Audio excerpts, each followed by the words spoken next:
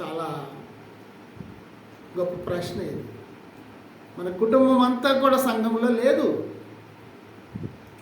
దేవుని యొక్క ఉద్దేశం ఏంటి? కుటుంబాన్ని ఏర్పరచడానికి ఆయన ఉద్దేశం ఏంటి? అందరూ కూడా ఆయన మహిమపరచాలని. అసలు దేవుడు మనుషులను సృష్టించడానికి అదే కారణం. ఆయన మహిమపరచడం కొరకు ఆయన సృష్టించాడు.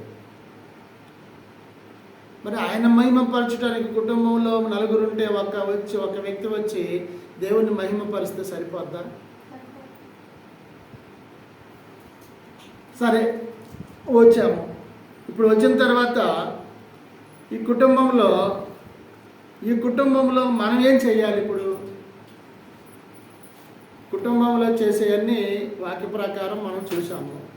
కుటుంబ వ్యవస్థ ఎలా ఉందో చూసాము. కుటుంబ విలువలు ఎలా ఉన్నాయో చూసాము. కుటుంబ పరిస్థితులు ఎంత దయనీయ స్థితిలో ఉన్నాయో కూడా చూసాము. మరి సంఘముగా చేర్చబడి ఉన్నారు కుటుంబంలో ఒకళ్ళో ఇద్దరు కదా. సంఘంగా చేర్చబడినటువంటి వాళ్ళు మరి సంఘంలోకి వచ్చి ఏం చేయాలి? వీళ్ళు ఎవరిని జ్ఞాపకం చేయాలి? ఇక్కడ ఎవరిని జ్ఞాపకం చేసుకోవాలి? అసలు ఎందుకు మనం ఇక్కడ కూడుకున్నాము? ఎందుకు మనం కూడుకున్నాము? ఎందుకు కూడుకున్నాము? ఆదివారం ఎందుకు కూడుకుంటాము?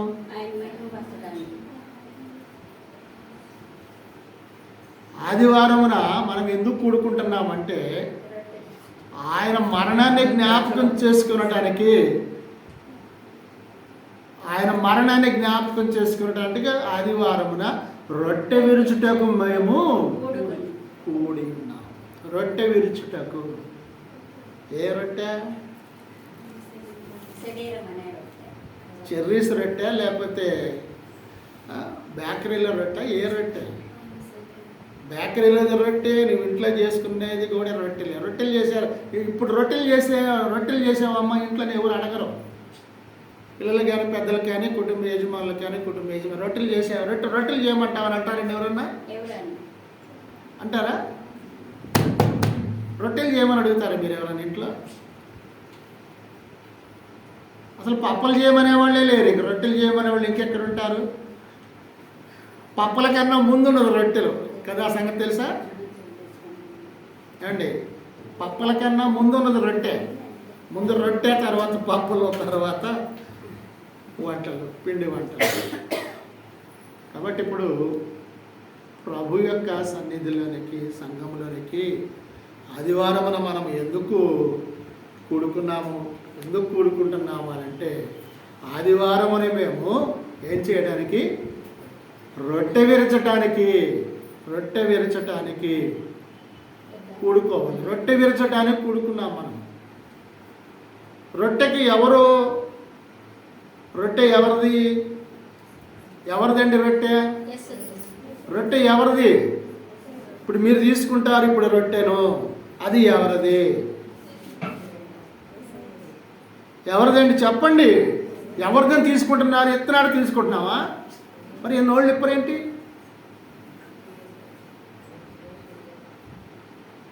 ఏంటది? రొట్టె మీ దగ్గరకు ప్రతి ఆదివారమున మీ దగ్గరకు వస్తుంది. అది ఎవరిదని తీసుకుంటున్నావు? నువ్వు ఏంటని తీసుకుంటున్నావు? ఏమని చెప్పండి పెద్దగా. ఏమని? యేసుక్రీస్తు యొక్క శరీరము అని. కానీ అది శరీరం మాత్రం కాదు. దానికి సాదృశ్యమైన రొట్టె. ఆ రొట్టెలో ఏమున్నది? నీలో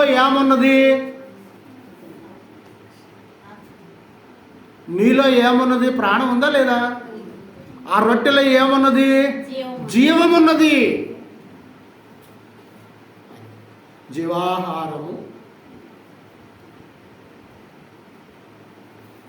ఈ రొట్టెని తిని ఈ పాత్రలోని త్రాగువాడు ఏం చేస్తాడంట?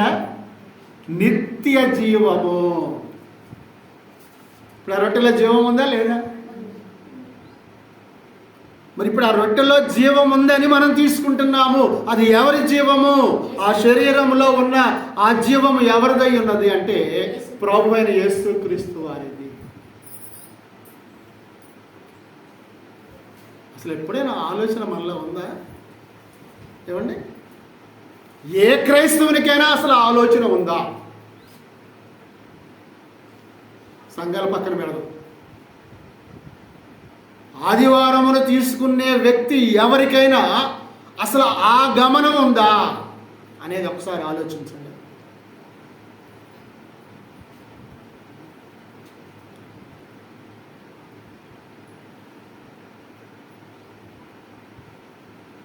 కొంతమందికి తీసుకొచ్చి అక్కడ పెట్టిపోతారు, కొంతమందికి తీసి ఇరి చెప్తారు, కొంతమంది ఏమి విరుచుకుంటారు.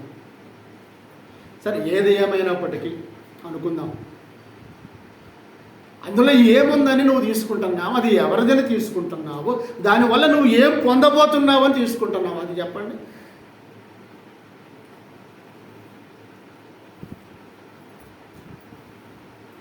ఇవాళే బలలో పాల్గొని వచ్చారు. ఏంది పాల్గొనడం అంటే ఏంటిది?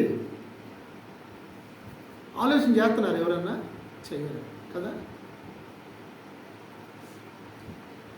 చూడండి, ప్రభురాత్రి భోజనం అది కదా, ప్రభురాత్రి భోజనం. ప్రభురాత్రి భోజనము మరి ఎవరు తీసుకోవాలి? ఇది ఎవరు తీసుకోవాలి? లూకాసు వార్త 22వ అధ్యాయంలో, లూకాసు వార్త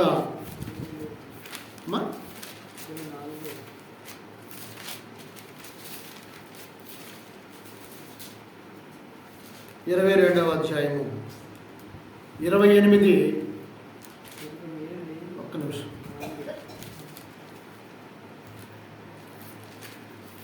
ఏంటిది 27? 22వ అధ్యాయము చూడండి, 28 నుంచి 30 వచనాల వరకు మనం చదువుదాం. 22వ అధ్యాయము లూకాసు వార్త 28-30 వచనాలు మనం చూస్తే ఎవరంటున్నా, నా శ్రమలలో ఎలాంట, నా శ్రమలలో నాతో కూడా నిలిచి ఉన్నవారు మీరే. శ్రమలెవరి? శ్రమ పొందింది ఎవరు? నీ కొరకు, నా కొరకు, మన కొరకు కదా. ఇప్పుడు నా శ్రమలలో నాతో కూడా నిలిచి ఉన్నవారు మీరే అంటూ, కనుక తండ్రి నాకు రాజ్యమును నియమించినట్టుగా నా రాజ్యములో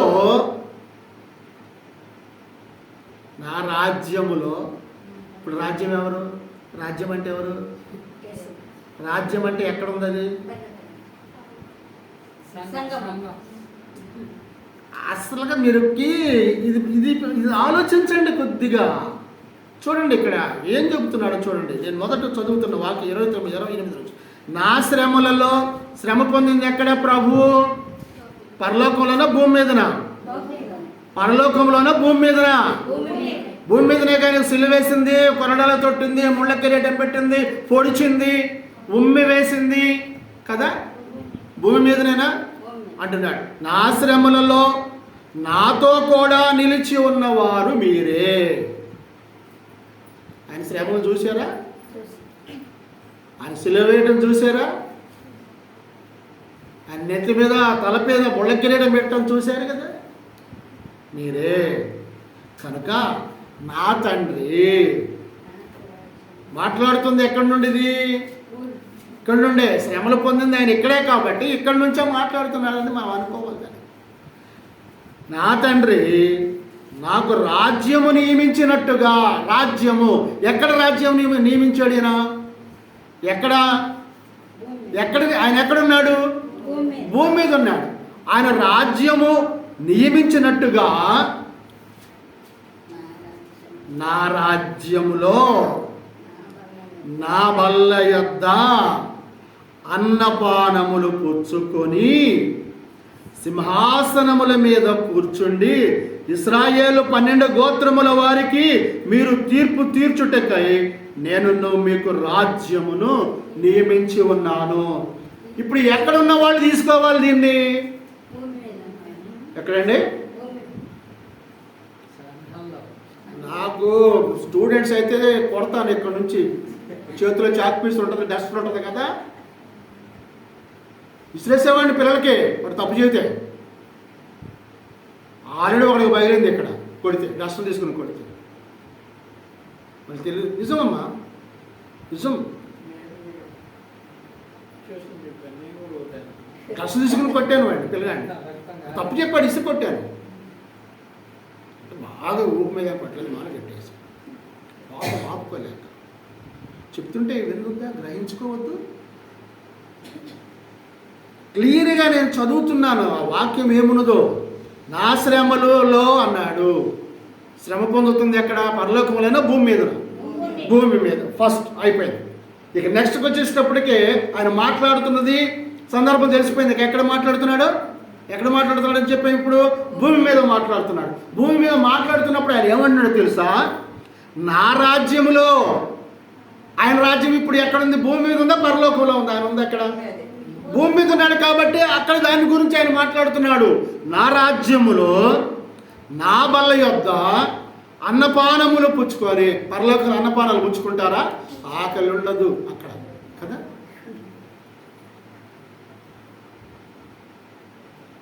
అర్థం కావాలి మనకు వాక్యం, గుర్తుపెట్టుకోండి.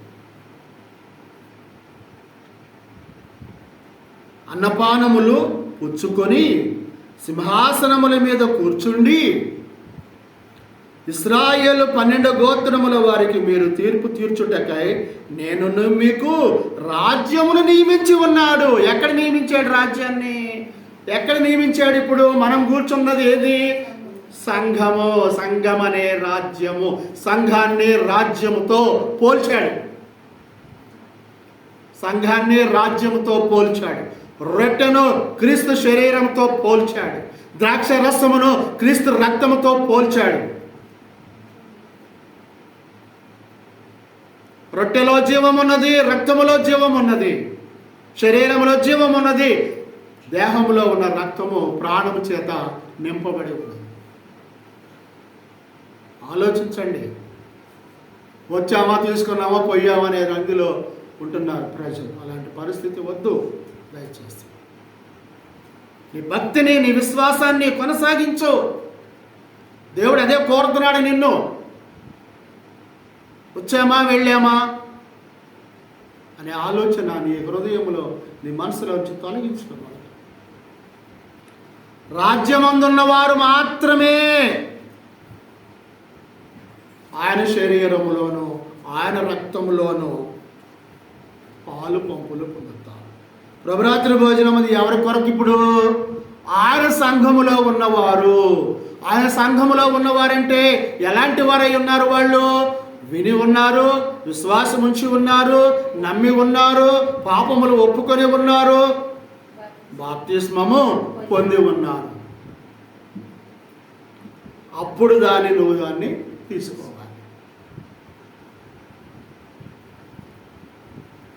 ఎవరంట? రాజ్యమందున్న వారికి ప్రభురాత్రి భోజనం. రాజ్యమందు ఉండాలంటే ఏమేమి కావాలని ఉంది అక్కడ? వినాలి, విశ్వసించాలి, ఒప్పుకోవాలి, మారు మనసు పొందాలి. ఒప్పుకోవడం అంటే పాపములు ఒప్పుకోవాలి. యేసు దేవుని కుమారుడు నీ హృదయంలోనూ నీ నోటితోనూ ఒప్పుకోవాలి.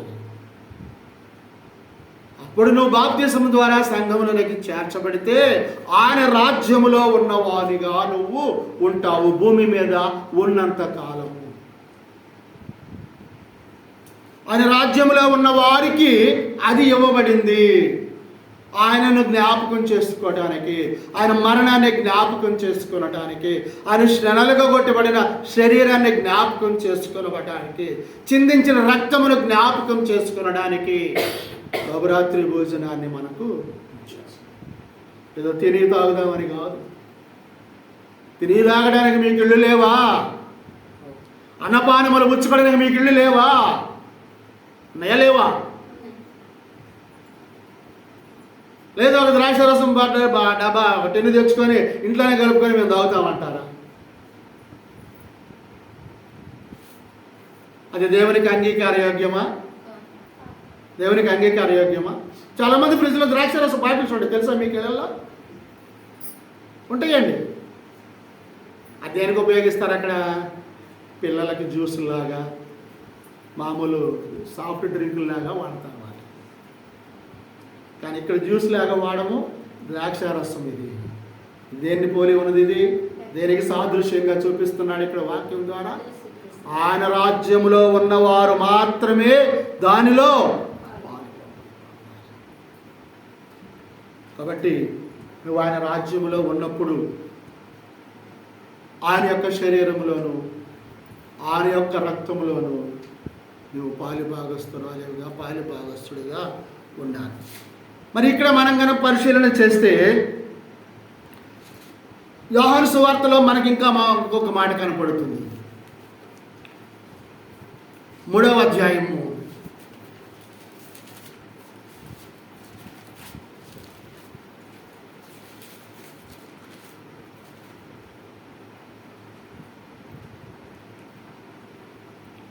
3వ అధ్యాయం 3 నుంచి 5 వచనం. అందుకు యేసు అతనితో, ఒకడు క్రొత్తగా జన్మించితేనే గాని అతడు దేవుని రాజ్యమును చూడలేడని నీతో నిశ్చయముగా చెప్పుచున్నాను. ఎక్కడ చేర్చబడాలంట? క్రొత్తగా జన్మించి ఎక్కడికి చేర్చబడాలి? పుట్టిన బిడ్డ సంఘంలోకి వస్తాడా? పుట్టిన బిడ్డని సంఘంలో చేరుస్తామా? ఎందుకని చేర్చలేకపోతున్నాము?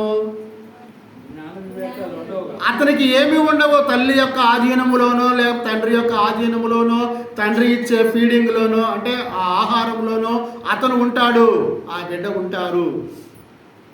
అప్పుడు వారికి సంఘంతో వాళ్ళకి లేదు. కాబట్టి ఇక్కడ ఏమన్నాడు చూడండి,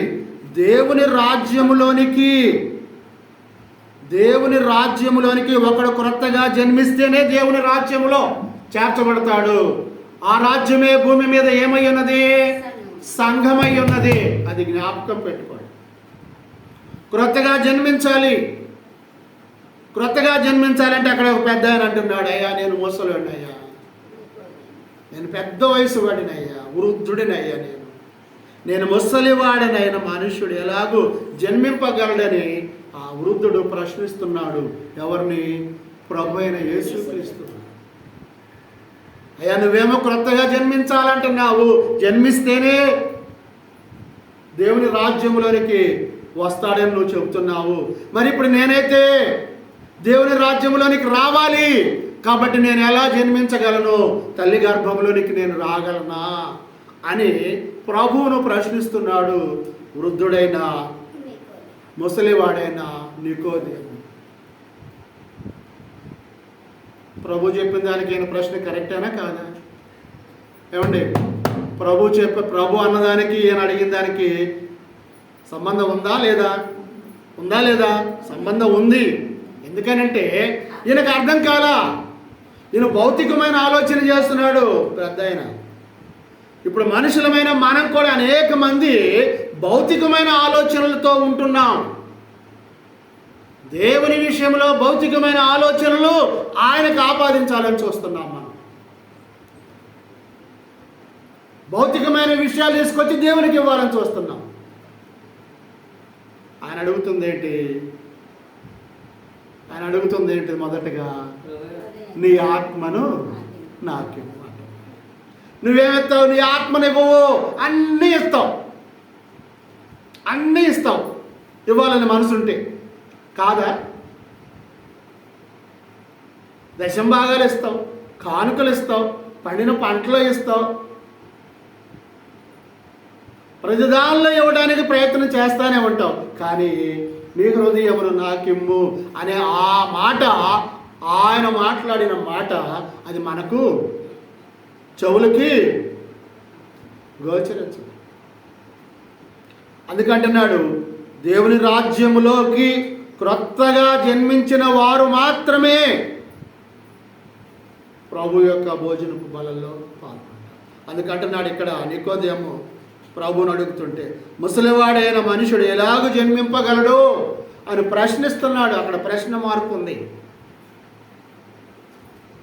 రెండవ మారు తల్లి గర్భమందు ప్రవేశించి జన్మించగలడా అని ఆయనను అడుగగా, ఎవరిని? ఆయన అంటే ఎవరు? యేసు ప్రభు వారిని అడుగగా యేసు ఇట్లనెను. వాళ్ళిద్దరు సంభాషణ చూడండి ఎట్టుందో. ఎలా ఉంది వాళ్ళిద్దరు సంభాషణ? ఆయన ఏమో ప్రశ్న వేస్తున్నాడు. ఒక మనుషుడు ప్రభువును ప్రశ్నిస్తున్నాడండి. తల్లిదండ్రులు అంటారు, ఎరా నాకు ప్రశ్నించే స్థాయికి ఎదిగావు నువ్వు. ఇంట్లో తండ్రి అంటున్నాడు, ఇంట్లో తల్లి అంటుంది బిడ్డల్ని, అది నన్ను ప్రశ్నిస్తున్నాడండి ఇంట్లో. ఇక్కడ ఎవరు ప్రశ్నిస్తున్నారు? లోకరక్షకుడైన క్రీస్తును, పరిశుద్ధుడైన క్రీస్తును, పవిత్రుడైన ప్రభువును, నీతిమంతుడైనటువంటి ప్రభువును, పాపము చేత నింపబడిన లోకములో ఉన్న మనుష్యుడు ప్రభువును ప్రశ్నిస్తున్నాడు. దానికి సమాధానం చెప్పాలా వద్దా ఆయన? ఇప్పుడు తల్లిదండ్రులు ఏం చేస్తారు? పోరా నీకు చెప్పేది బా, నువ్వు నాకు పుట్టావా నేను నీకు పుట్టాను అంటున్నారు ఇప్పుడు కదండి. అవునా లేదా? నీకు చెప్పాల్సిన పని ఏంది? కానీ అలా అన్నాడు ఆ ప్రభు ఏమన్నా ఇక్కడ? అందుకైనా అందుకు యేసు ఇట్లను, ఒకడు నీటి మూలముగాను ఆత్మ మూలముగాను జన్మించితేనే కానీ ఎక్కడికి వస్తాడు అప్పుడు అతను? దేవుని రాజ్యం. అది ఎక్కడున్నది ఇప్పుడు? అది భూమి మీద. ఆయన సంఘమే ఆయన రాజ్యం అని చెప్పాను కదా. ఇప్పుడు ఆయన సంఘములోనికి, ఆయన రాజ్య నివాసులుగా ఉండటానికి భౌతికంగా నువ్వు ఆయన సంఘములో ఇక్కడ ఉండి ఆయన మరణాన్ని నువ్వు జ్ఞాపకం చేసుకొని ఆయన శరీరమును తీసుకొని ఆయన రక్తమును రక్తం తాగితే ఏమంటారు? ఇప్పుడు పచ్చినెత్తులు తాగేవాడు అంటారు కదా. ఇప్పుడు అది రక్తమునకు సాదృశ్యమా? శరీరం తింటామా? శరీరం తింటామా? పచ్చి శరీరంతో తింటామా? కాబట్టి సాదృశ్యమైనది రొట్టె. సంఘం అనగా ఆయన శరీరము. ఈ సంఘము ఎక్కడి నుండి వచ్చింది? ఇప్పుడు సహోదరులు కుటుంబం చెప్పారు. ఆ కుటుంబమే ఎక్కడికి రావాలి? ఇప్పుడు సంఘములోనికి రావాలి. ఎలా రావాలంటే వాళ్ళు క్రొత్తగా జన్మించిన వారై ఉండాలి. క్రొత్తగా జన్మించాలంటే దానికి ముందు ఏం చేయాలి? వినాలి, విశ్వసించాలి, నీ పాపములు ఒప్పుకోవాలి, మారు మనసు పొందాలి, బాప్తిసం పొంది నువ్వు సంఘములోకి వచ్చిన తర్వాత నువ్వేం చేయాలి? ప్రతి ఆదివారమున రొట్టె విరుచుటకు మేము కూడుకుంటున్నాం. ఎవరిదా రొట్టె? ఎవరిదా రక్తము? ఎక్కడ చిందించాడు? కల్వరి శిలువలో. ఎక్కడ నలగొట్టబడింది ఆయన రక్తము? శరీరము శిలువలో. ఇది కావాలి, దీనిలోనికి రావాలి మనం. పరకాయ ప్రవేశం అంటామే, అలా దీనిలోనికి మనం ప్రవేశించాలి. ఈ దేహం ఉండగానే మనం ఎక్కడికి రావాలి? దేవుని యొక్క రాజ్య నివాసులుగా భూమి మీద జీవిత కాలము జీవించిన కాలమంతయు కూడా మనం సంఘములో ఉండాలి. ప్రతి ఆరాధన దినమందు ఆయనను మనము జ్ఞాపకం చేసుకోవాలి, ఆయన మరణాన్ని మనము జ్ఞాపకం చేసుకోవాలి. అందుకొరకే ఆరాధనలో ప్రభురాత్రి భోజనము ఏర్పరచాలి. అది ఆజ్ఞగా ఇవ్వబడింది మనకి. అది చేయకపోతే నువ్వేం చేసిన వాడవైతావు? ఆజ్ఞను అతిక్రమించటం. ఆజ్ఞ అతిక్రమం ఏంటండి? పాపం. ఆదాము అవ్వలకు ఇవ్వబడిన ఆజ్ఞను బట్టేగా వారు ఎక్కడికి వెళ్ళారు? ఆజ్ఞ అతిక్రమించారు, వాళ్ళు పాపంలోకి వెళ్ళారు. వాళ్ళ శరీర సంబంధమైన పాపం చేయాలి. అక్కడ వాళ్ళు శరీర సంబంధమైన పాపం లేదు వాళ్ళ దగ్గర. అప్పటికి ఆజ్ఞ అతిక్రమించారు. దేవుని మాట తిరస్కరించడమే పాపం అని చెబుతుంది బైబిల్. కాబట్టి ప్రభురాత్రి భోజనము ఎవరి కొరకంట? రాజ్యమందున్న వారికి, క్రొత్తగా జన్మించిన వారికి. అందుకంటాడు, ఒకడు నీటి మూలముగాను ఆత్మ మూలముగాను జన్మించితే కానీ దేవుని రాజ్యములో ప్రవేశించడు. వాక్యం ద్వారా నువ్వు బలపరచబడాలి, వాక్యం ద్వారా నువ్వు మార్చబడాలి, వాక్యం ద్వారా నువ్వు నీ పాపములు ఒప్పుకోవాలి, నీ మనసు మార్చుకోవాలి, యేసును సొంత రక్షకుడిగా అంగీకరించాలి ఆయన మాట వినుట ద్వారా. అప్పుడు నువ్వు బాప్తిస్మం ద్వారా ఎక్కడికి చేర్చబడతావు? ఆయన రాజ్యములోనికి చేర్చబడతావు. ఆయన రాజ్యములోనికి చేర్చబడిన వారు ఎలాంటి వారై ఉంటారు? క్రొత్తగా జన్మించిన వారు. అంటే నిన్న బాప్తిజం తీసుకున్నవాడు కాదు, ఇక్కడ బాప్తిజం పొందిన ప్రతి ఒక్కరూ. ఎక్కడ తీసుకోవాలి? ఎక్కడ పడితే అక్కడ తీసుకోవచ్చా? రక్షణ తెచ్చింది ఎవరు? రక్షణ తెచ్చింది ఎవరు? యేసు ప్రభువు. రక్షణ ఇచ్చి వెళ్ళింది ఎవరు? యేసు ప్రభువు. సంఘమును భూమి మీద స్థాపించింది, ఆయన రాజ్యమును ఏర్పరిచింది ఎవరు? ప్రభు అయిన క్రీస్తు. ఎవరి రక్తము ద్వారా నువ్వు కడగబడాలి? ఆయన రక్తము ద్వారా కడగబడాలి. ఎవరి సంఘములో నువ్వు ఉండాలి? ఆయన సంఘములో నువ్వు ఉండాలి. కాదా? కాదండి, వినాలి. ఎవరి సంఘంలో ఉండాలి నువ్వు?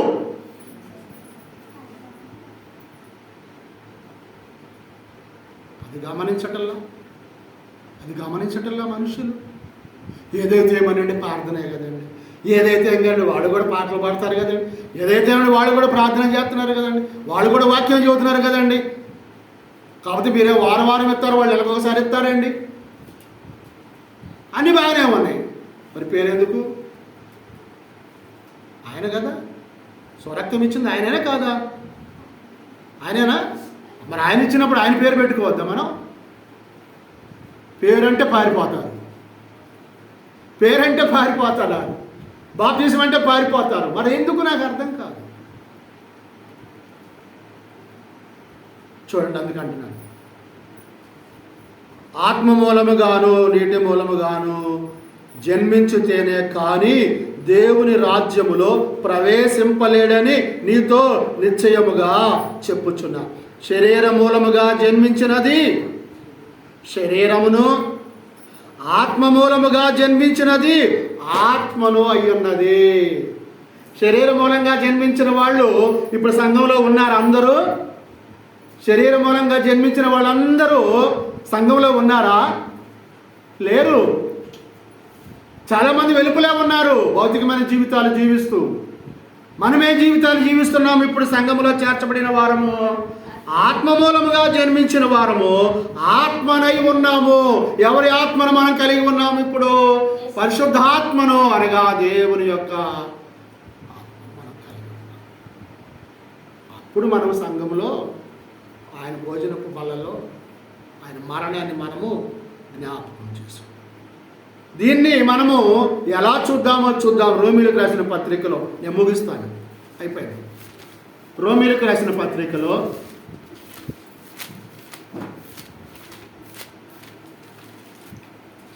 6వ అధ్యాయము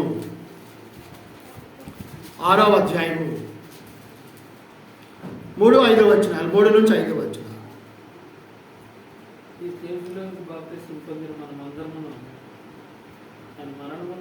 క్రీస్తు యేసులోనికి బాప్తిస్మము పొందిన మనమందరము ఎక్కడికి రావాలంట? ఎక్కడంట? క్రీస్తు యేసులోకి, ఇంటిలోకి. ఇంటి బయట ఉండేవాడిని ఏమంటాం మనం? అన్నయ్య రాన్నయ్య ఇంట్లోకి, కాలు పెట్టి అన్నయ్య ఇంట్లో, కనీసం ఏదైనా కాలు పెట్టు అది నా ఇంట్లో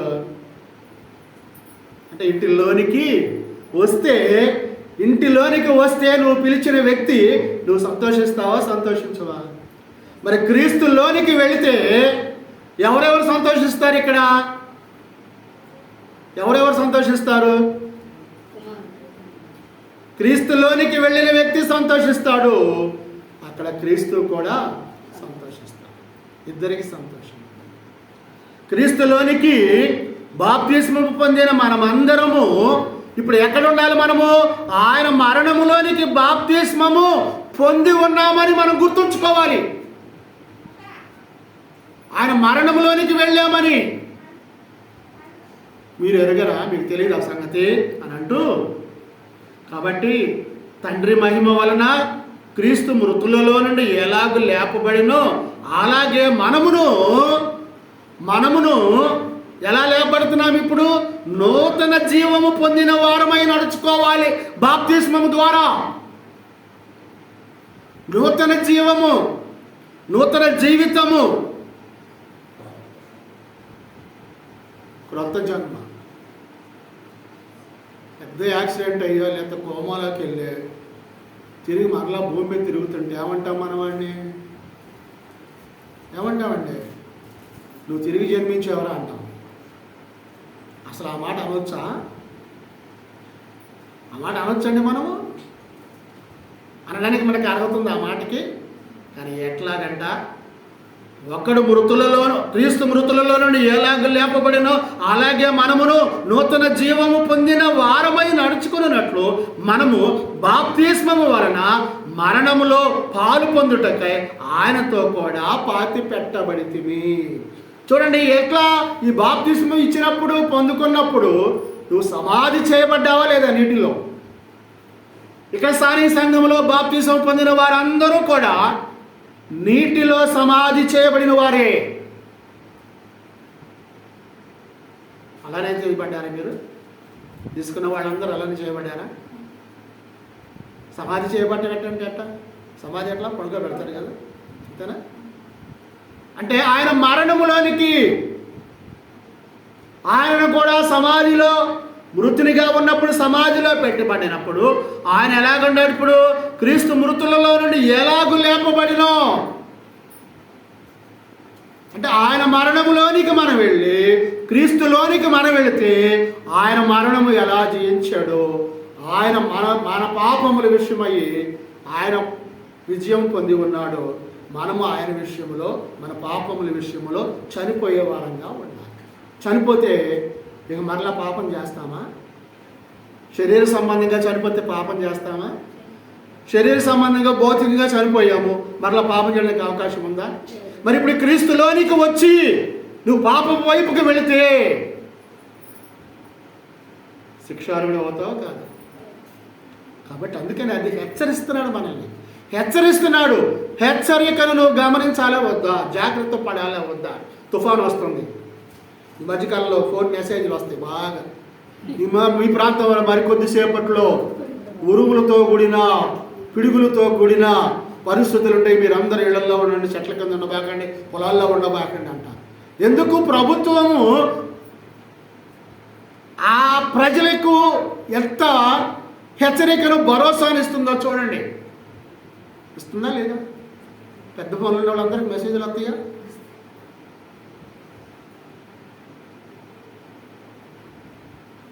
అంటే నీకు ఒక హెచ్చరిక చేస్తుంది. ఇక నువ్వు దాని వైపుకు వెళ్ళొద్దు, జాగ్రత్త కలిగి ఉండాలి.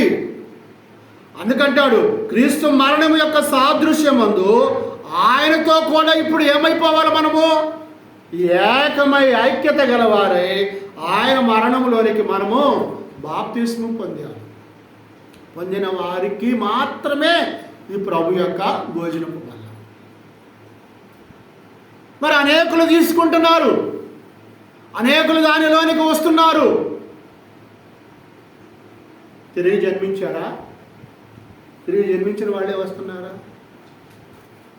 తిరిగి జన్మించడానికి నువ్వేమైనా డబ్బులు చెల్లించాలా? ఏమి లేదు.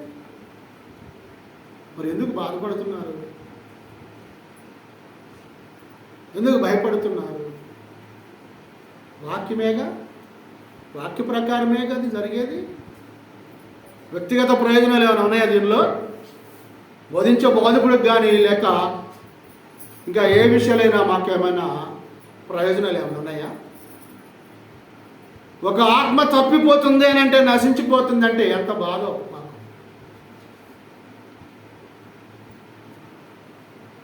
కాబట్టి ప్రభురాత్రి భోజనములోనికి చేర్చబడాలి అంటే నువ్వు కుటుంబంలో నుండి నువ్వు ఎక్కడికి రావాలి? సంఘములోనికి రావాలి. సంఘములోకి రాగానే కాదు, నువ్వు క్రొత్త జన్మించిన వారిగా ఉండాలి. క్రొత్త జీవాన్ని నువ్వు పొందాలి. అప్పటి వరకు ఉన్న జీవము అది ఈ లోకముతో నింపబడి ఉన్నదై ఉంది. ఈ లోక ఆశలతో నింపబడినదై ఉంది. క్రొత్త జీవము, క్రొత్త జన్మ, వీటిలో లోకము దాని ఆశలు ఉండటానికి అవకాశమే ఉండకూడదు. అలా ఉండాలని ప్రభువును బట్టి మిమ్మల్ని బ్రతిమాలుకుంటూ మరి మాటలు ముగిస్తున్నాను. మీ అందరికి కూడా